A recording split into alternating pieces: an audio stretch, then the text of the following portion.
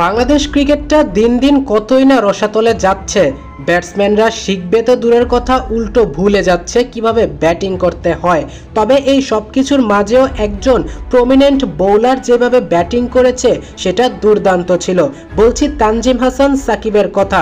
সাকিব একের পর এক যখন ছক্কা হাঁকাচ্ছিল তখন দেখা যায় গ্যালারিতে এক তরুণী অবাক হয়ে তা তাকিয়ে দেখছিলেন। ক্যামেরাম্যান বারবার ছক্কার পরপর তার দিকেই ক্যামেরা ফোকাস করছিল এবং তিনিও অবাক হয়ে তাকিয়েছিল একজন বোলারের মারা প্রত্যেকটা ছক্কার সময়। ওই দিন সাকিবের ব্যাটিংয়ে সবাই অবশ্য অবাক হয়েছে। তানজিম সাকিব একমাত্র ব্যাটসম্যান যিনি পুরো বিশ্বে দুইটা নতুন রেকর্ড গড়েছে গতকাল রাতে। একটা হচ্ছে টেস্ট খেলুড়ে যত সব দল আছে তাদের মধ্যে নবম নম্বরে টি-20তে ব্যাটিংয়ে নেমে 50 করেছেন, এটা পুরো বিশ্বে তানজিম একাই।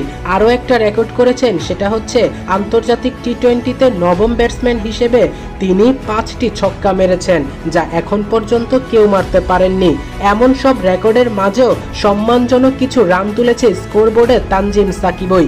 এর আগে যদিও তানজিদ হাসান তামিম দুর্দান্ত শুরু করেছেন, তবে আমাদের বাকি ব্যাটসম্যানরা যা খেলেছে তা বলতে গেলে এক কথায় বাজের থেকেও বাজে। তবে তানজিম সাকিবের বড় বড় বিশাল ছক্কাগুলো এক একজনের মন কেড়ে নিয়েছে।